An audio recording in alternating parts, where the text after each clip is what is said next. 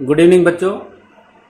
आज अपने second endocrine gland जो है थायराइड ग्लैंड उसका डिस्कशन करने वाले हैं इस वीडियो के अंदर। सबसे पहले इस थायराइड ग्लैंड की बात करें तो इस ग्लैंड का ओरिजिन जो है वो आपका एंडोडर्मल है, एंडोडर्मल ओरिजिन है। इससे पहले आप लोगों ने पिट्यूटराइन ग्लैंड की बात की थी और पिट्यूटरी ग्लैंड जो थी उस पिट्यूटरी ग्लैंड का जो ओरिजिन था बेटा वो आपका एक्टोडर्मल था। दूसरा पॉइंट, पिट्यूटरी ग्लैंड जो थी आपकी बॉडी के अंदर स्मॉलेस्ट एंडोक्राइन ग्लैंड थी, स्मॉलेस्ट ग्लैंड थी, while this thyroid gland is largest endocrine gland in body। अब बेटा लार्जेस्ट एंडोक्राइन आपके थायराइड ग्लैंड है, तो लार्जेस्ट ग्लैंड जो है वो कौन सी होगी ये आप मेरे को कमेंट बॉक्स में कमेंट करके बताएं। लार्जेस्ट ग्लैंड इन और बॉडी। उसके बाद ये तो लार्जेस्ट एंडोक्राइन है बट आपको कमेंट करके बताना है largest gland in our body. उसके बाद अपने बात करें इसकी पोजीशन क्या है, तो ये कह रहे हैं कि present at joint of trachea and लैरिंग्स and trachea का जॉइंट जो है उसके लेटरल पोजीशन जो है, लेटरल वेंट्रल पोजीशन जो है present at joint of trachea and larynx at latero ventral side. तो इसकी पोजीशन आ गई, मींस इस टाइप से ये ट्रेकिया है और ये इसके अंदर मान लेते हैं लैरिंग्स है, तो इसके दोनों साइड में लेट्रो वेंट्रल साइड में नीचे वाली साइड में अपने को थायराइड ग्लैंड जो है वो मिलने वाली है। दूसरा, ये जो ग्लैंड है बेटा, ये ग्लैंड आपके इंग्लिश के लेटर एच शेप्ड ग्लैंड है। ये शेप की है बेटा, H shape, capital H shape structure की ग्लैंड है। और इस ग्लैंड की बात करें तो इसके अंदर 2 लोब्यूल्स होते हैं। डायग्रामेटिकली व्यू में आप लोगों को थोड़ा सा इसका बता दूं।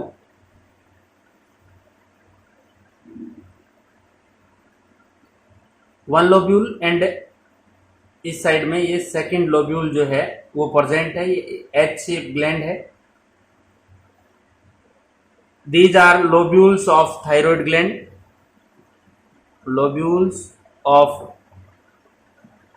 Thyroid gland.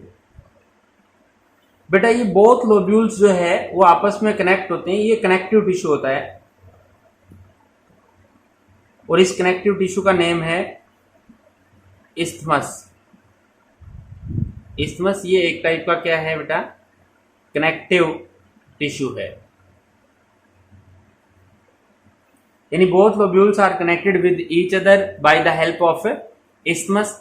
ये कह रहा है कि ईच लोब्यूल जो है उस लोब्यूल के अंदर आप लोगों को फॉलिकल्स मिलते हैं बेटा।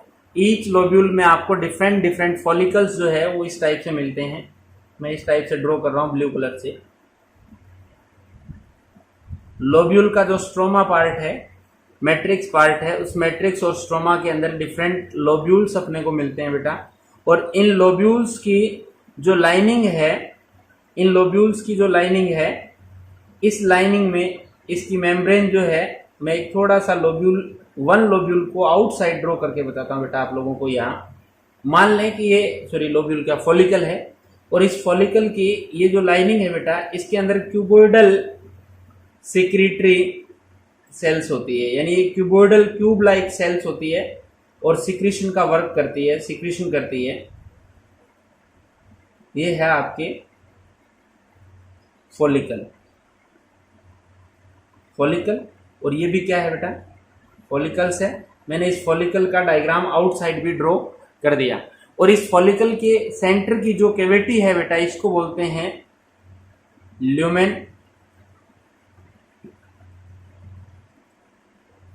इस फॉलिकल की ल्यूमेन पार्ट में आप लोगों को कुछ केमिकल्स फिल्म मिलता है और उस केमिकल को ही आप लोग नेम देते हैं थायरोग्लोब्यूलिन।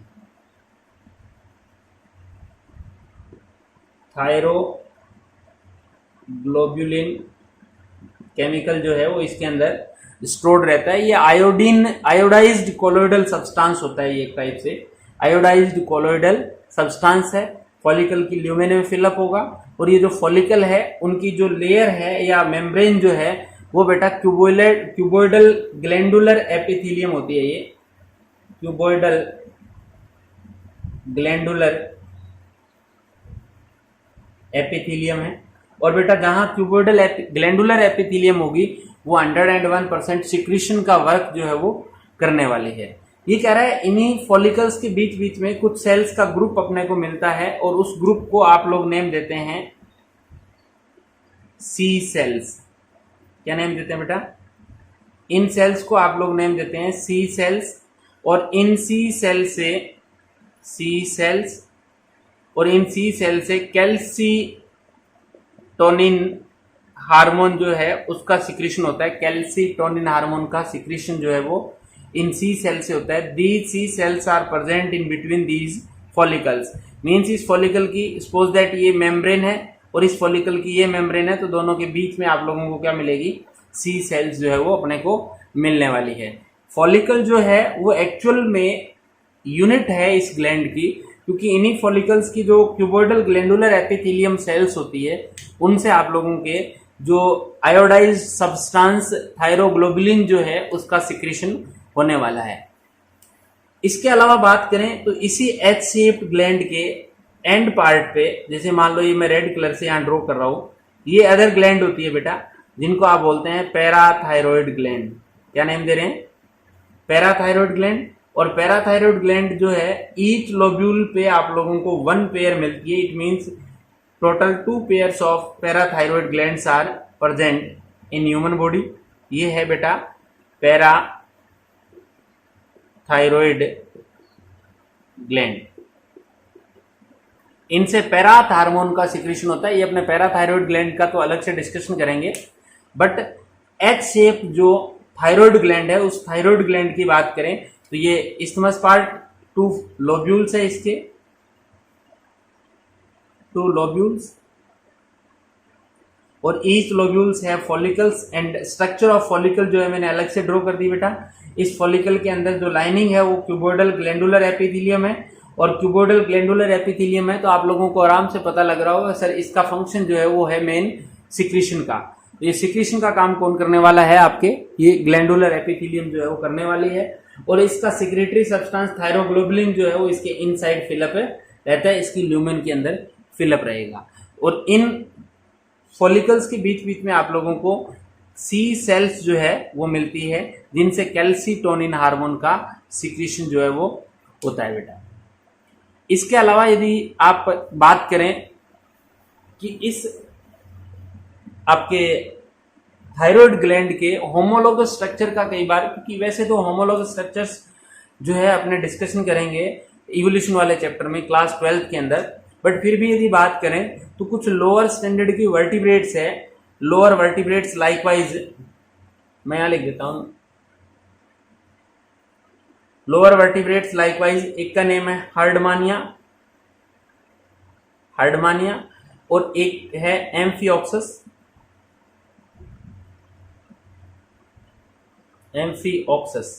हर्डमानिया एंड एम्फिऑक्सस के अंदर एंडोस्टाइल प्रेजेंट होती है, एंडोस्टाइल। और ये एंडोस्टाइल जो है वो इस थायराइड ग्लैंड के होमोलोगस मानी गई है, homologous to thyroid gland. Homologous किसके मानी गई है बेटा? थायराइड ग्लैंड के होमोलोगस जो है वो एंडोस्टाइल ऑफ हर्डमानिया एंड एम्फिऑक्सस जो है वो इसके होमोलोगस मानी गई है बेटा। एक बार आप इसका स्क्रीनशॉट जो है वो ले लें।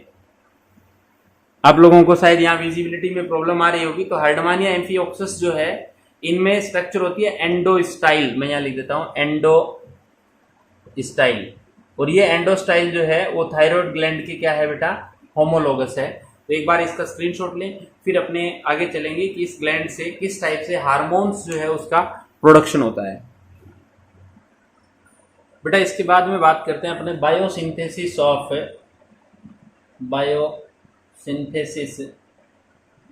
Of thyroid hormone.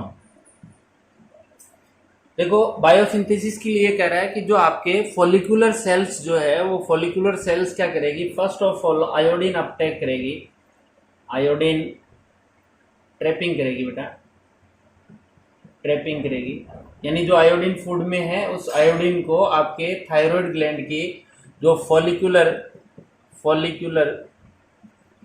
सेल्स जो है वो क्या करेगी, इस आयोडीन को ट्रैप करेगी।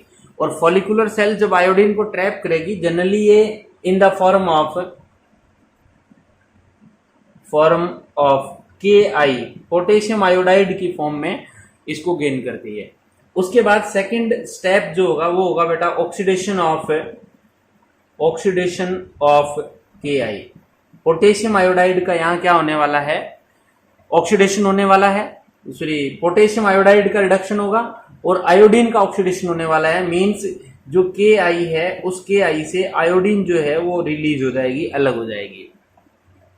उसके बाद कई बार इसका पूछ लेता है एंजाइम कौन सा होता है, तो परऑक्सीडेज एंजाइम की प्रेजेंस में आयोडीन रिलीज होती है। फिर थर्ड स्टेप जो आता है बेटा वो आता है ऑर्गेनिफिकेशन। इस ऑर्गेनिफिकेशन की प्रोसेस में होता क्या है, थायरोग्लोबुलिन मॉलिक्यूल जो होता है, टायरोसिन के साथ आयोडीन की मिलने से, यानी टायरोसिन एक अमीनो एसिड है, टायरोसिन अमीनो एसिड जो है उसके साथ जैसे ही आयोडीन अटैच होगी बेटा, तो अटैच होने से आपके मॉलिक्यूल बनेगा या तो मोनो आयोडो टायरोसिन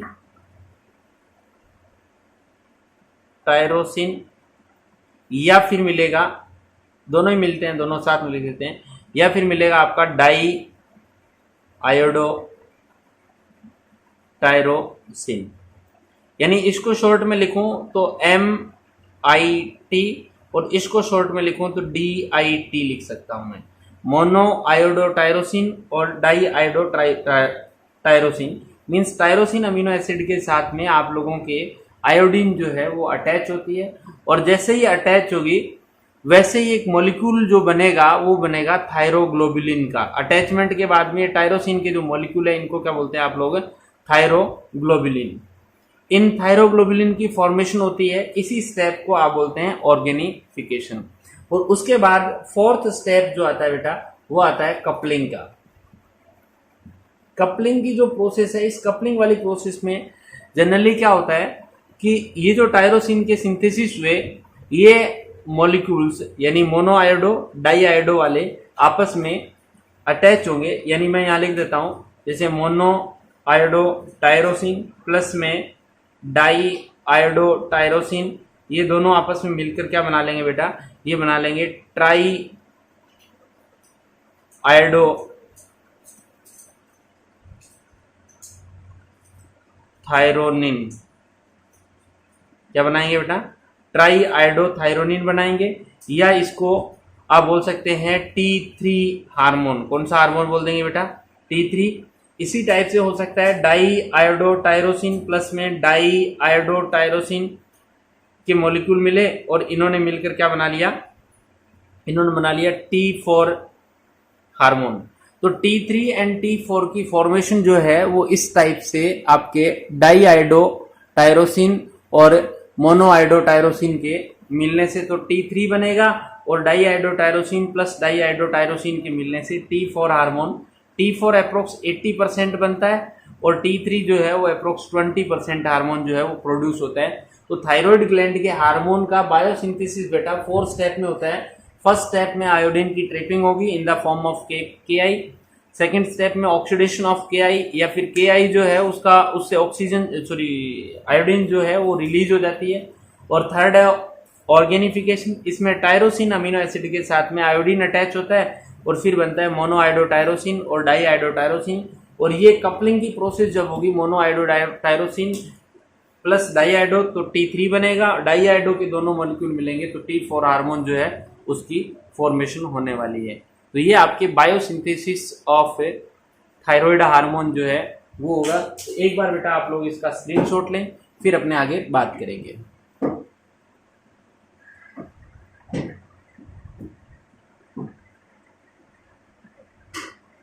अब क्लियर आ रहा है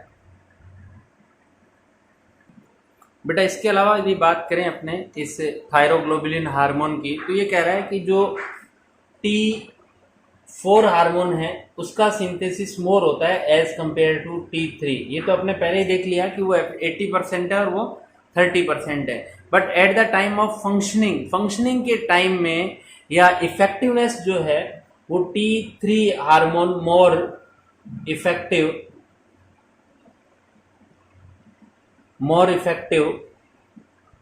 और ये भी approx 4 time more effective as compare to T4।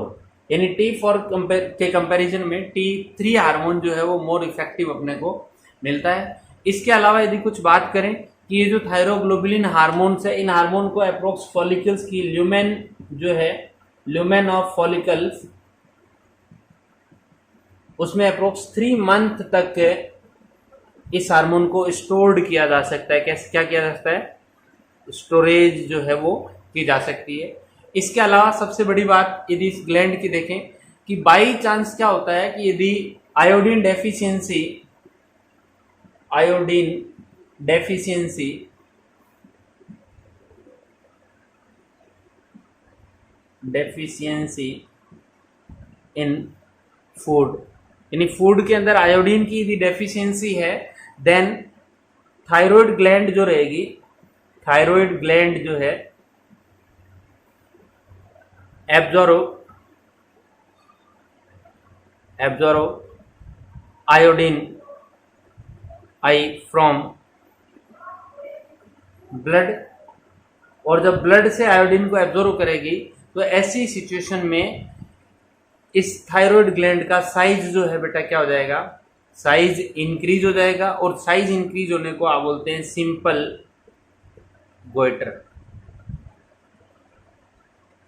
क्या बोलते हैं? सिंपल गोइटर डिजीज इसको बेटा आप लोग नेम दे रहे हैं। अब समस्या ये आती है कि जो एक पर्टिकुलर एरिया हो, मान लो जैसे आप लोग बोल दें कि माउंटेन एरिया जो है, उनकी स्लोप्स में रहने वाले जो पर्सन्स है, उनके वहाँ जो आयोडीन है उसकी डेफिशिएंसी रहती है, और आयोडीन डेफिशिएंसी रहने की वजह से बहुत सारे लोगों के अंदर यदि सिंपल गोइटर की प्रॉब्लम हो जाए, थायराइड ग्लैंड स्वेलअप हो जाए, थोड़ी सी लार्ज साइज की मिले, तो इस डिजीज को आप बोलते हैं एंडेमिक गोइटर।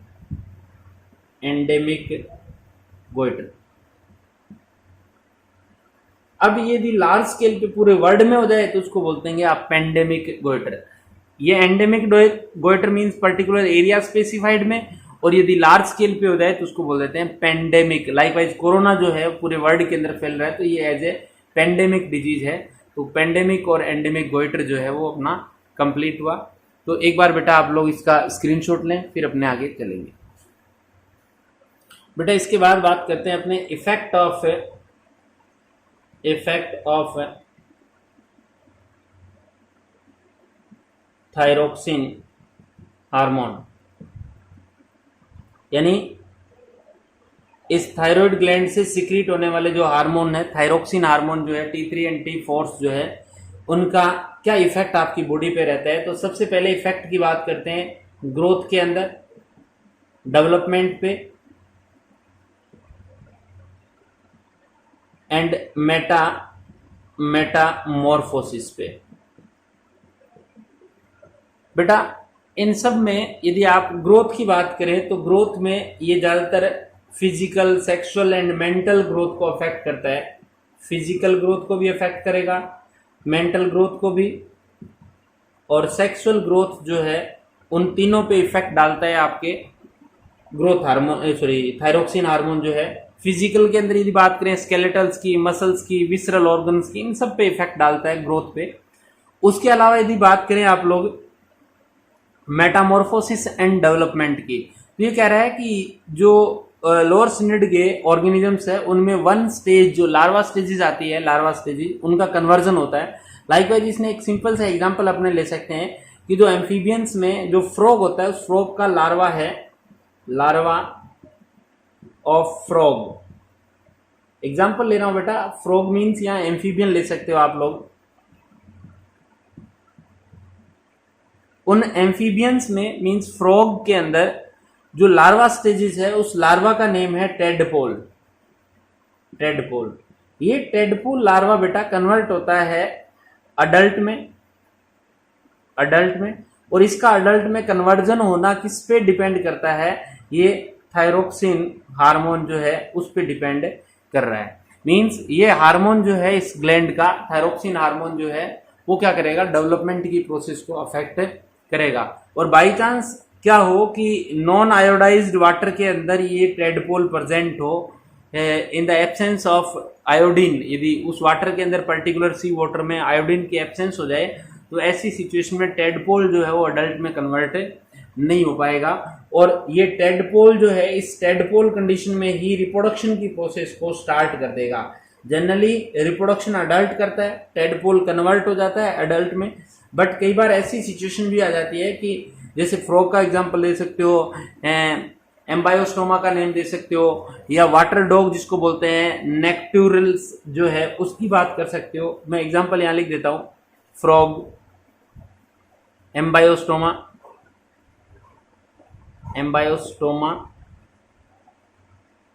इसके अलावा नेक्टुरस, इस नेक्टुरस को आप वाटर डॉग बोलते हैं, water dog.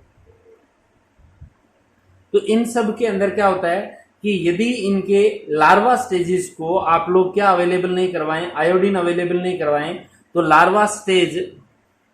Larva can start reproduction. और इस स्टेप को बोलते हैं कि जब किसी ऑर्गेनिज्म का लार्वा ही क्या कर दे, रिप्रोडक्शन स्टार्ट कर दे विदाउट कन्वर्जन इनटू अडल्ट, तो उस कंडीशन को बोलते हैं पेडोजेनेसिस। तो पेडोजेनेसिस क्या है, और लार्वा का अडल्ट में कन्वर्ट होना क्या कहलाता है बेटा, मेटामॉर्फोसिस कहलाता है। इस टाइप से आप बोल सकते हैं कि ये जो थायराइड ग्लैंड के हार्मोन है वो कहीं ना कहीं आपके ग्रोथ, डेवलपमेंट एंड मेटाबॉलिज्म तीनों को, मेटामॉर्फोसिस तीनों को अफेक्ट करते हैं। तो एक बार बेटा आप लोग इसका स्क्रीनशॉट जो है वो ले ले। क्लियर नहीं आ रहा है तो मैं इसको इस साइड में कर देता हूं थोड़ा सा, अब ले।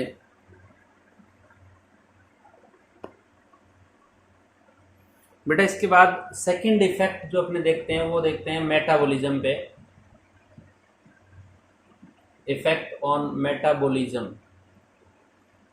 मेटाबॉलिज्म पे इफेक्ट में कुछ बातें आप लोग देखेंगे। जनरली ये जो थायरोक्सिन हार्मोन है यानी थायराइड ग्लैंड का हार्मोन जो है वो बीएमआर को बढ़ाता है, बीएमआर यानी बेसल मेटाबॉलिक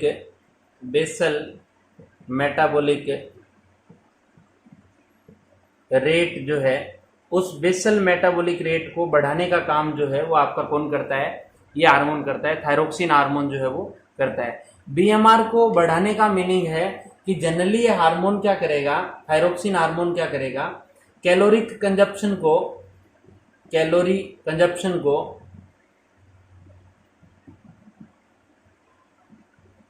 इंक्रीज कर देगा। और कैलोरिक कंजप्शन इंक्रीज होगा तो मेटाबॉलिक रेट अपने आप ही क्या हो जाएगी बेटा, बढ़ जाएगी। और इसी वजह से आप लोग इसको कैलोरीजेनिक हार्मोन भी बोल सकते हैं। So it is also known as calorigenic hormone. Cells के अंदर क्योंकि मेटाबॉलिक रेट को बढ़ाना है तो माइटोकॉन्ड्रिया की नंबर को, जिसके अंदर ऑक्सीडेशन की प्रोसेस होती है, माइटोकॉन्ड्रिया जो है उस माइटोकॉन्ड्रिया की नंबर को भी क्या कर देगा बेटा, ये बढ़ा देगा। तो जिस टाइप से बॉडी के अंदर जैसे सोडियम, पोटेशियम, एटीपीएज एंजाइम, इन सब की नंबर को बढ़ाएगा और इनकी नंबर को बढ़ाएगा तो बॉडी के अंदर मेटाबॉलिज्म की प्रोसेस बढ़ जाएगी। इसके अलावा ज्यादातर ये क्या करता है, फैट मेटाबॉलिज्म जो है, फैट मेटाबॉलिज्म, उस फैट मेटाबॉलिज्म को भी बढ़ाएगा और साथ में प्रीडोमिनेंटली बढ़ाएगा। प्रीडोमिनेंटली का मतलब है कि वही जिस टाइप से आप लोगों ने लास्ट जो हार्मोन था, ग्रोथ हार्मोन, उसका इफेक्ट देखा था कि as compare to carbohydrate and protein, predominantly on carbohydrate and protein. तो इन दोनों से पहले आयोडीन सॉरी लिपिड का डाइजेशन जो है वो होगा, लिपिड का डाइजेशन होगा, कैलोरिक वैल्यू ऑटोमेटिक ज़्यादा बनेगी और ज़्यादा कैलोरीज बनेगी, तो उसका इफेक्ट जो है वो बॉडी के अंदर एनर्जी भी ज़्यादा रहने वाली। ये सारा का सारा काम ये करेगा।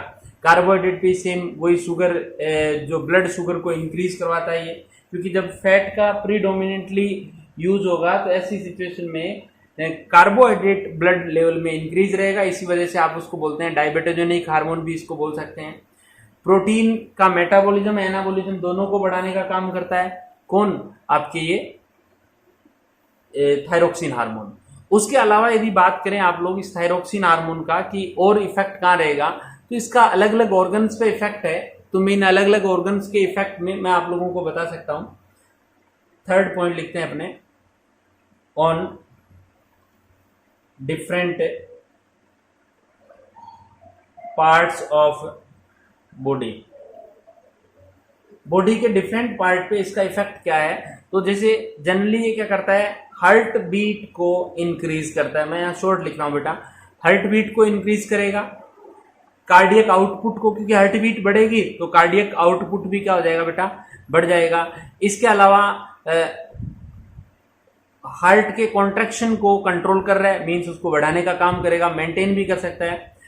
और इसके अलावा यदि बात करें आप सेंट्रल नर्वस सिस्टम पे, सीएनएस पे बात करें आप लोग, तो सीएनएस पे भी इसका इफेक्ट जो है वो डेवलपमेंट पे इफेक्ट पड़ता है, क्योंकि ज्यादातर ये क्या करता है बेटा, सेंट्रल नर्वस सिस्टम पे जो नर्व फाइबर्स होते हैं, उन nerve fibres and myelin sheath की फॉर्मेशन करता है।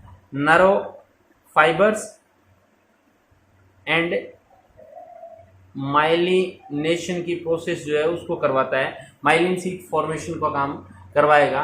और यदि आप गैस्ट्रो इंटेस्टाइनल ट्रैक्ट की बात करें, जीआईटी की बात करें, गैस्ट्रो इंटेस्टाइनल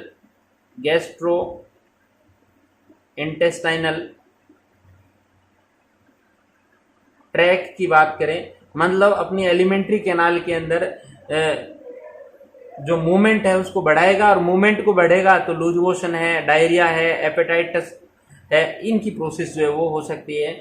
और ब्लड के अंदर ये एक्चुअल में आरबीसी फॉर्मेशन को प्रमोट करता है, आरबीसी फॉर्मेशन को भी प्रमोट करेगा। ये कुछ इसके इस हार्मोन के इफेक्ट है अपनी बॉडी में कि कौन से पार्ट पे इसका क्या इफेक्ट जो है वो रहने वाला है। तो आप एक बार इसका भी स्क्रीनशॉट लें। फिर अपने जो इम्पोर्टेंट टॉपिक रहेगा वो रहेगा कि इस जो थायरोक्सिन हार्मोन है, इस थायरोक्सिन हार्मोन की डेफिशिएंसी या इसका इरेगुलर सिक्रीशन हो जाए, कि या तो कम अमाउंट में हो जाए या मोर अमाउंट में हो जाए, तो उसका क्या इफेक्ट रहेगा, उनका डिस्कशन करेंगे। एक बार बेटा आप इसका स्क्रीनशॉट लें। बेटा इसके बाद अपने बात कर रहे हैं कि ये जो थायराइड ग्लैंड है, इस थायराइड ग्लैंड से जो थायरोक्सिन हार्मोन पर्टिकुलर सीक्रेट हो रहा था, उस थायरोक्सिन हार्मोन के इरेगुलर सिक्रीशन से, मीन जब वो प्रॉपर अमाउंट में सीक्रेट नहीं हो रहा, तो उस इरेगुलर सिक्रीशन से इफेक्ट क्या रहने वाले हैं, कौन से डिसऑर्डर्स जो है वो ह्यूमन की बॉडी में अपने को मिलने वाले हैं। तो इसमें बेटा आप लोगों ने एक डिस्कशन किया है हाइपो सिक्रीशन से, मीन्स जब थायराइड ग्लैंड का थायरोक्सिन हार्मोन कम सीक्रेट हो, लेस अमाउंट में सीक्रेट हो, तो ह्यूमन बॉडी में कौन कौन से जो करेक्टर्स है, कौन कौन सी डिजीज जो है वो हो सकती है, इनका डिटेल अपने यहाँ लिख रखा है, मैंने डायरेक्टली लिखा है बेटा यहाँ पे। देखो इसमें एक डिजीज आपसे पूछा जा सकती है क्रिएटिनिज्म, और कहीं आप लोगों ने लास्ट वीडियो में डिस्कशन किया था dwarfism. Same to same character है बेटा, कोई ज्यादा इसमें डिफरेंस नहीं है। बट यहाँ जो सेक्सुअल स्टेरिलिटी आ जाएगी, मीन्स ये कैंडिडेट जो होगा, ये एक तो ये चाइल्ड के अंदर होगी, ध्यान रखें, दूसरा ये स्टेराइल चाइल्ड होंगे, यानी फर्टाइल नहीं होते, रिप्रोडक्शन की प्रोसेस नहीं कर पाते। इनको केरेटिन भी बोल सकते हैं, उनको मिजेट्स बोल रहे थे, इनको क्या नेम बोलते हैं बेटा, केरेटिन बोलते हैं, केरेटिन भी बोल सकते हैं इनको। और उन ड्वार्फिज्म वालों को क्या बोल रहे थे आप, मिजेट्स नेम दे रहे थे, आप लोगों को कहीं याद आ रहा होगा लास्ट वीडियो का।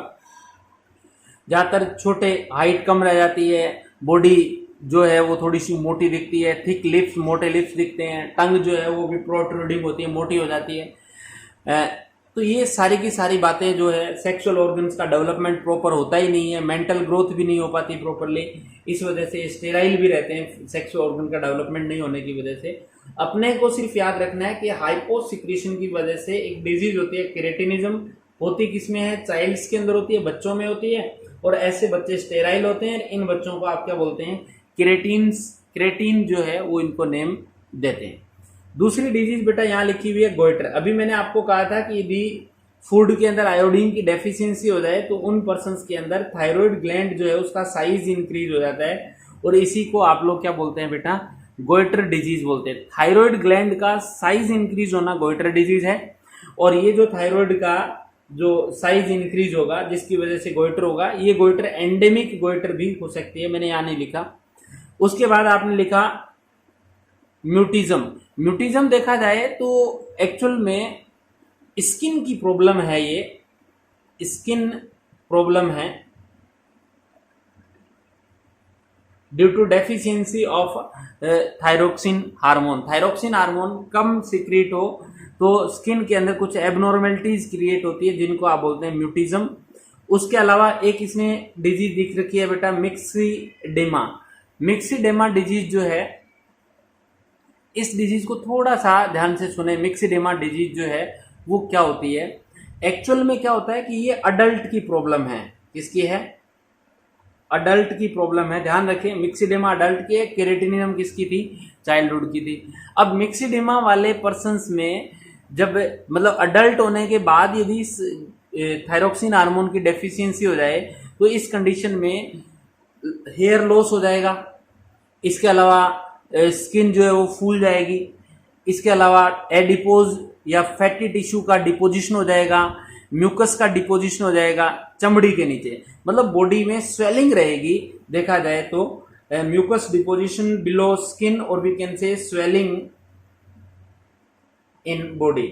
बॉडी के अंदर स्वेलिंग की कंडीशन जो है वो अपने को मिलने वाली है। और इसमें क्या होगा कि बीएमआर जो है, ब्लड प्रेशर जो है वो क्या रहेगा, रिड्यूस रहेगा, और जो परसेंट है वो ब्लड कोल्ड के अगेंस्ट, क्योंकि जिनकी बॉडी जो है वो सेंसिटिव ही नहीं रहेगी तो जो सेंसिटिव क्या, जिनकी बीएमआर ही कम रहेगी तो वो कोल्ड के अगेंस्ट क्या होगा, ज्यादा सेंसिटिव होगा, और इनकी सेक्सुअल पावर भी क्या हो जाएगी, लॉस हो जाएगी। मेंटल डेवलपमेंट भी धीरे धीरे वीक हो जाएगा, कम हो जाएगा। मतलब करेक्टर तो अप्रोक्स हो के वही है सेम, बट यहाँ बॉडी में स्वेलिंग रहेगी। एक तो ये डिफरेंट है, और दूसरा ये अडल्ट की प्रॉब्लम है। उसके बाद बेटा ये कह रहा है कि यदि इस हाइपोसिक्रीशन हो तो फीमेल्स के अंदर इरेगुलर मैस्चुरेशन साइकिल्स हो जाते हैं। मैस्चुरेशन साइकिल मैंने शॉर्ट में लिखा है यहाँ, मैंचुरेशन साइकिल जो है वो इरेगुलर हो जाते हैं पर्टिकुलर फीमेल के अंदर। उसके बाद यदि बात करें आप लोग तो एक डिजीज आती है जिसको बोलते हैं हाशिमोटोज डिजीज, या फिर इसको बोलते हैं auto immune disorder of thyroid gland. कई बार क्या होता है बेटा कि थायरोक्सिन हार्मोन जो है उसका सिक्रीशन कम होता है, और कम होने की वजह से जब आप एक डॉक्टर से कंसल्ट करते हो इस बात को, तो डॉक्टर क्या करता है, इसको क्योर करने के लिए आप लोगों को कुछ मेडिसिन प्रोवाइड कराता है। वो जो मेडिसिन डॉक्टर से अपने लेके आते हैं, उन मेडिसिन को जब लेना स्टार्ट करते हैं तो वो अपोजिट डायरेक्शन में वर्क करती है। Means medicine which are given to patient for improvement the hyposecretion of thyroid gland, but ये जो मेडिसिन है वो एज ए एंटीजन बिहेव करने लग जाती है, यानी उस पर्सन की बॉडी में जाने के बाद एज ए एंटीजन बिहेव करेगी, और एंटीजन की वजह से जो थायराइड ग्लैंड थोड़ी बहुत थी वो भी धीरे धीरे क्या होने लग जाती है बेटा, डिस्ट्रॉय होने लग जाती है। इस वजह से इसको बोलते हैं ऑटो इम्यून डिसऑर्डर, या इसी को कई बार बोल देते हैं सुसाइड ऑफ थायराइड भी बोल सकते हैं। थायराइड ग्लैंड की सुसाइड भी आप लोग इसको नेम दे सकते हैं। तो ये कुछ जो डिजीज थी, सिर्फ आप लोगों को याद रखना है कि कौन सी डिजीज डेफिशिएंसी से हो रही है या इंक्रीमेंट से। जनरली आप लोगों से इस डिजीज के बारे में कभी भी सिम्टोमेटिक जो करेक्टर्स है वो आप लोगों से नहीं पूछता। हाँ, ये केरेटिनिज्म जो है इसका डिटेल आप लोगों से वहां ड्वार्फिनिज्म के साथ लिंक करके पूछ सकता है। If the cretinism like characters develop by the somato due to the deficiency of somatotropic hormone, means growth hormone की डेफिशिएंसी हो तो उसको मिजेट्स बोलते हैं, यहाँ इनको आप क्या बोलते हैं, क्रेन्स बोलते हैं। तो इन बातों को ध्यान रखें। फिर अपने बात करते हैं कि इसी ग्लैंड का सिक्रीशन जो है वो हाइपर हो जाए, यानी थायरोक्सिन हार्मोन जो है उनका सिक्रीशन ज्यादा अमाउंट में हो जाए, मोर अमाउंट में हो जाए, तो क्या डिजीज होने वाली है बेटा। एक डिजीज है जिसका नेम है एक्सोथैलेमिक गोइटर। इसी एक्सोथैलेमिक गोइटर को आप दूसरा नेम दे सकते हैं, ग्रेव्स डिजीज भी बोल सकते हैं, ग्रेव्स डिजीज भी बोल सकते हैं आप लोग, इसी को बेसेडोव डिजीज भी बोल सकते हैं, बेसेडोव डिजीज भी बोल सकते हैं आप लोग। और इस ग्रेव्स डिजीज, बेसेडोव्स डिजीज या फिर एक्सोथैलेमिक गोइटर में क्या होता है कि ऐसे पर्सन जिनके अंदर थायरोक्सिन हार्मोन का सिक्रेशन ज्यादा होगा, उन पर्सन्स के अंदर जनरली क्या होता है, एक तो थायराइड का साइज जो है, थायराइड ग्लैंड जो है, उस थायराइड ग्लैंड के हाइपर सिक्रेशन की वजह से ऐसे पर्सन के अंदर जो आई बॉल है, उस आई बॉल के लोअर पार्ट में यानी आई बॉल के बैक साइड में म्यूकस का डिपोजिशन हो जाता है, म्यूकस डिपोजिशन हो जाती है। और म्यूकस डिपोजिशन होने की वजह से आई बॉल ऐसे लगता है बाहर ही आ गई, मतलब आई जो है ऐसे लगता है कि उस आई बॉल से बाहर निकली हुई अपने को दिखती रहती है, आंखें बाहर की तरफ ड्राउनी सी जो कंडीशन है उसमें एनलार्ज दिखती है और बाहर आई हुई सी दिखती है। ये कंडीशन जो है वो आपको एक्सोथैलेमिक गोइटर में, एक्सोथैलेमिक गोइटर का मीनिंग ही ये है कि जो आईज है वो अपनी पोजीशन को ऐसे लगता है कि उनकी जो आईज जो है वो बाहर निकली हुई है। इसके अलावा जो ग्लैंड है उसकी भी साइज इंक्रीज हो जाती है, थायराइड ग्लैंड खुद की साइज इंक्रीज हो जाती है, गले में भी सूजन रहती है, मतलब नेक जो है रीजन है उसमें भी स्वेलिंग अपने को मिलती है। दूसरी डिजीज जो है बेटा वो है प्लूमर्स डिजीज।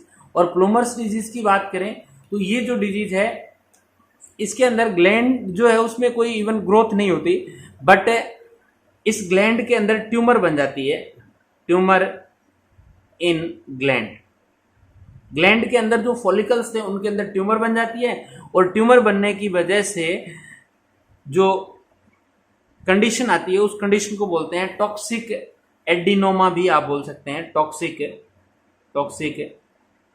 एडिनोमा भी बोल सकते हैं। ये आपके प्लूमर्स डिजीज है। प्लूमर्स डिजीज में ट्यूमर बनेगी और एक्सोथैलेमिक गोइटर में आइज बाहर आएगी, ग्लैंड भी बढ़ जाएगी, साइज बढ़ जाएगा, और ये जो हाइपोसिक्रीशन है उनकी डिजीज ज्यादा है। इंपॉर्टेंट भी यही है। तो एक बार बेटा आप लोग इसका स्क्रीनशॉट लें, फिर अपने बात करेंगे कि इसी फॉलिकल्स के साथ में आप लोगों को सी सेल्स जो मिल रही थी, या इन सी सेल्स को आप पैराथायरॉइड सेल्स भी नेम दे सकते हैं, पैराफोलिकुलर सेल्स भी इनको नेम दे सकते हैं। तो उन पैराफोलिकुलर या सी सेल से कौन सा हार्मोन सीक्रेट होता है और उसका क्या कंट्रोल है, उसके इरेगुलेशन से क्या इफेक्ट पड़ेगा। तो एक बार बेटा आप इसका स्क्रीनशॉट लें। बेटा इसके बाद अपने जो बात कर रहे हैं वो कर रहे हैं पैराफोलिकुलर सेल्स, पैराफोलिकुलर सेल्स या फिर सी सेल्स जो है, उन सी सेल्स की बात कर लेते हैं। आप लोगों ने कहा कि बेसमेंट मेम्ब्रेन जो थी फॉलिकल्स की, उनके बीच बीच में आप लोगों को जो सेल्स मिल रही थी जिनको आप लोग बोल रहे थे सी सेल्स या पैराफोलिकुलर सेल्स, इन सी सेल्स या पैराफोलिकुलर सेल्स से एक हार्मोन सीक्रेट होता है जिसको बोलते हैं कैल्सीटोनिन, या फिर डायरेक्टली लिख सकते हैं कैल्सीटोनिन हार्मोन। ये बेटा कैल्सीटोनिन हार्मोन या थायरोकैल्सीटोनिन हार्मोन जो है, इस हार्मोन में कहीं भी आयोडीन की रिक्वायरमेंट नहीं होती, इट लैक आयोडीन, यानी इसमें आयोडीन की कोई रिक्वायरमेंट नहीं है। And it is a proteinaceous hormone, protein hormone है, प्रोटीन नेचर का हार्मोन जो है वो होता है। कई बार इन सी सेल्स का ओरिजिन भी पूछ लेता है, तो जिस टाइप से थायराइड ग्लैंड का ओरिजिन एंडोडर्मल था, उसी टाइप से इन सी सेल्स का ओरिजिन भी कैसा है बेटा, एंडोडर्मल ओरिजिन ही मिलने वाला है। उसके अलावा यदि बात करें अपने कि इस कैल्सीटोनिन हार्मोन का इफेक्ट जो है ये करने वाला क्या है, ये एक्चुअल में क्या करता है, it reduce the destruction of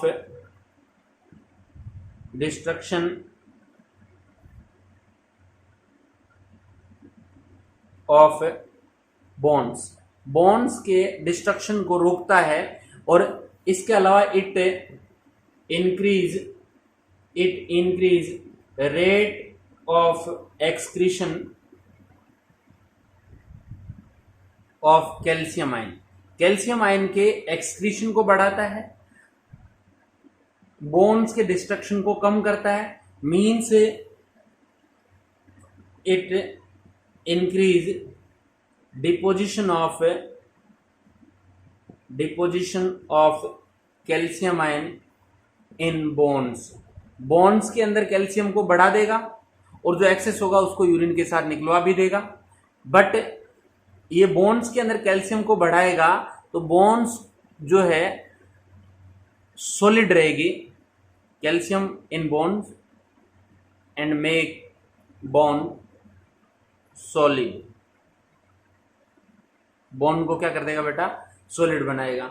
और इसके अलावा इस हार्मोन की खास बात ये क्या रहेगी कि ये अपने जो एक्स्ट्रा सेलुलर फ्लूइड होता है, सेल्स के बीच का फ्लूइड होता है, उसमें it decrease calcium in extra cellular fluid, in extra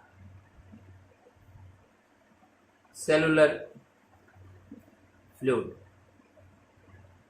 यानी एक्स्ट्रा सेलुलर फ्लूइड में ये क्या करेगा, कैल्शियम लेवल को डिक्रीज करने का काम करने वाला है। लास्ट एंड फाइनल, ये जो सी सेल से पैरा कैल्सिटोनिन हार्मोन या कैल्सिटोनिन हार्मोन सीक्रेट होता है, दिस इज द एंटागोनिस्टिक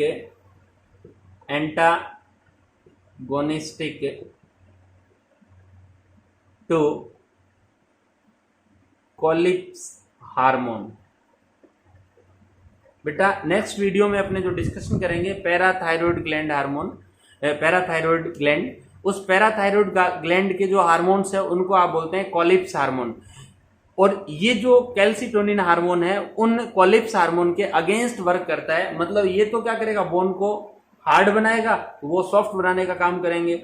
ये कैल्शियम के एक्सक्रीशन को बढ़ाता है, वो कैल्शियम एक्सक्रीशन को कम करेंगे। इस वजह से इस हार्मोन का इफेक्ट जो है वो कोलिप्स हार्मोन या पैराथायरॉयड ग्लैंड के जो हार्मोन है उनके अगेंस्ट होता है। इसी वजह से आप लोग इसको बोलते हैं एंटागोनिस्टिक टू कोलिप्स हार्मोन। तो आज की वीडियो के लिए अपने सिर्फ थायराइड ग्लैंड को कंप्लीट किया है। नेक्स्ट जो वीडियो रहेगा उसमें अपने 2 और 3 जो वीडियो है वो 2 और 3 ग्लैंड्स को कंप्लीट करेंगे। तो आज के लिए इतना ही बेटा, थैंक यू।